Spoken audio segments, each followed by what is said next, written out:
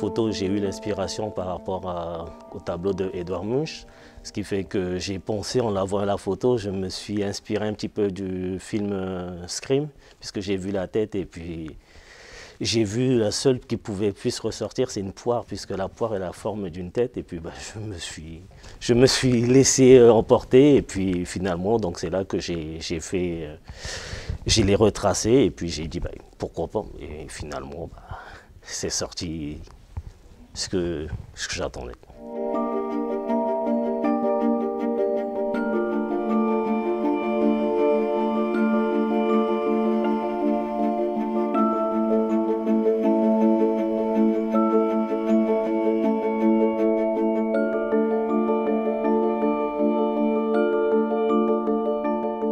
Dès qu'on a choisi en fait le sujet, tout de suite, au mois d'avril-mai de l'année passée, je savais que j'allais travailler sur les œuvres de Man Ray, dont le Violingre. Ici, on est sur la recomposition, puisque si on connaît l'original, c'est vraiment un dos nu avec deux S dessus. Et là, j'ai complètement transposé en prenant un vrai violon et en figurant une dame.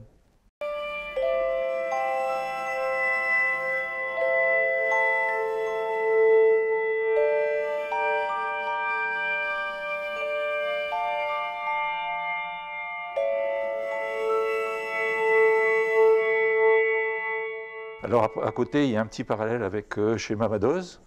Ils ont tous les deux un rapport à l'objet. C'est aussi mon travail. Je travaille beaucoup sur les objets en fait. J'aime bien prendre des petites choses et voilà, dans un petit studio, essayer de faire des compositions, jeux de lumière et ainsi de suite. Donc il y a un parallèle entre les deux. Alors là, c'est un photographe. Pour ce qui concerne chez Mamadoz, par contre, Man Ray à la base il était peintre et il s'est mis à la photographie. Il est d'ailleurs très célèbre sur ses photos d'artistes.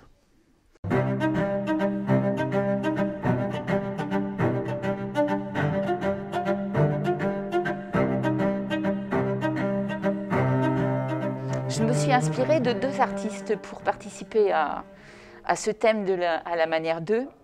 Ce sont deux peintres.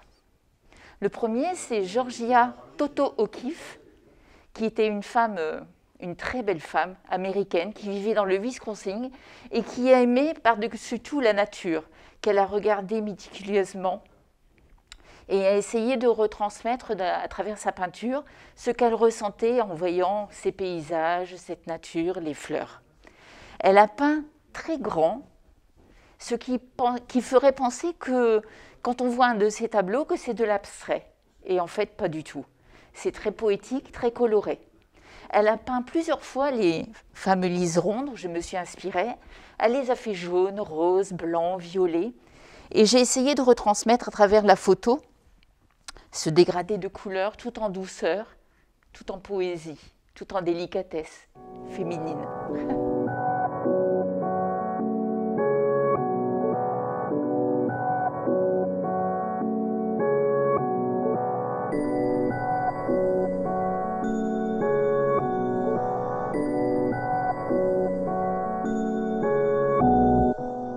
La photo que je vous présente, c'est une œuvre d'inspiration d'Odilo Redon, qui s'appelle L'œuf, de 1885. C'est un peintre et faisait beaucoup de lithographie en noir et bien sûr blanc. Et donc je me suis inspiré de cette photo et j'ai trouvé ça, cette lithographie sympathique et rigolote. Donc j'ai demandé à mon ami de participer à cette prise de vue. Et donc elle a accepté, donc j'ai mis sa tête dans ce vase.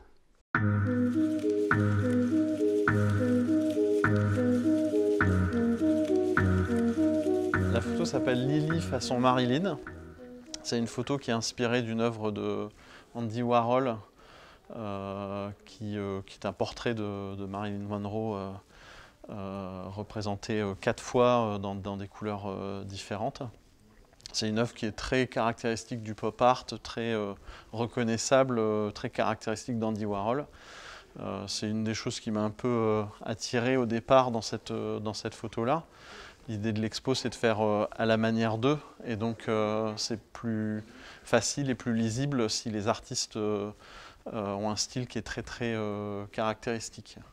Alors ce qui est un peu rigolo, c'est que c'est très très éloigné de ce que je fais d'habitude. Moi, je fais des choses qui sont très naturelles.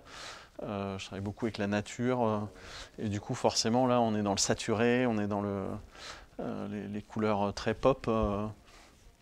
Et puis le mouvement artistique, le pop art, c'est un mouvement très marchand, très commercial, ce qui n'est pas du tout ma vision de ce que peut être l'art et la photographie en fait.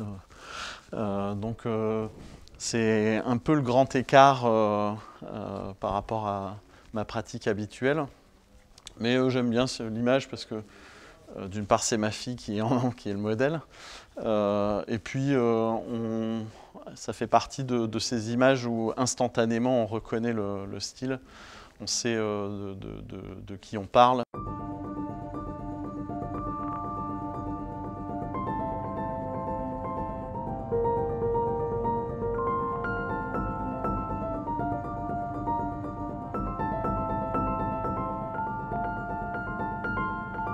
Cette photo est inspirée d'un tableau de René Magritte, qui lui était un peintre belge. Comme Georgia, il a vécu dans les années fin 19e, 20e siècle. Sauf que lui, c'est un peintre surréaliste. Donc lui, il a représenté toute une pluie de messieurs comme ça, habillés en noir, avec des chapeaux, qui semblent pleuvoir comme ça, comme une pluie sur la ville. Je pense qu'il a voulu démontrer que tous ces hommes étaient identiques, de façon linéaire, très symétrique. Il a voulu dire que l'individu, il n'est plus un individu solitaire, il n'existe que dans le groupe. Et du coup, tous les individus se ressembleraient. Donc moi, j'ai eu la chance de tomber sur un vol d'oies sauvages. Donc là, si vous regardez, vous trouvez ça bizarre parce que je me suis amusée à les mettre dans l'autre sens. Bon, j'espère que ça ne représente pas la société actuelle qui va se planter dans le décor. Mais en tout cas, ça m'a interpellée parce que toute ma vie, j'ai travaillé dans l'esprit du groupe. J'ai voulu me réaliser, mais toujours avec un groupe de personnes, pour transmettre, pour partager, etc. Et donc, quelque part, je dois être une de ces oies sauvages, sauf que peut-être il y en a une qui est différente. Parce que moi, je me réalise dans le groupe, mais j'ai ma propre identité.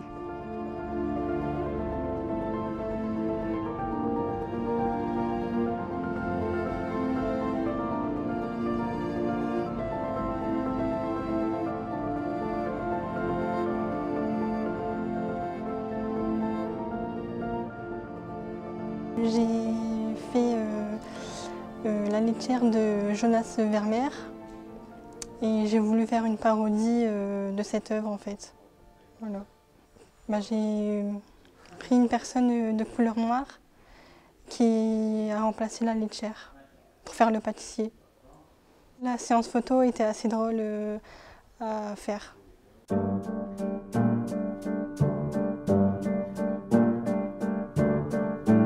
Voilà Royal Dog, c'est ainsi que je l'ai intitulé.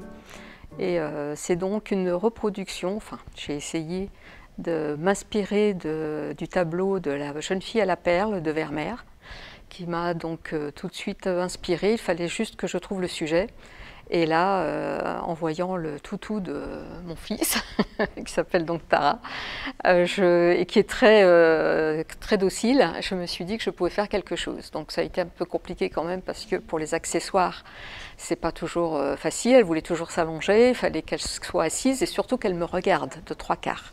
Donc j'ai fait plusieurs prises de vue, puis c'est avéré que celle-ci convenait. Et j'ai donc fait un petit travail avec un effet peinture, pour rappeler un petit peu la peinture de ce peintre.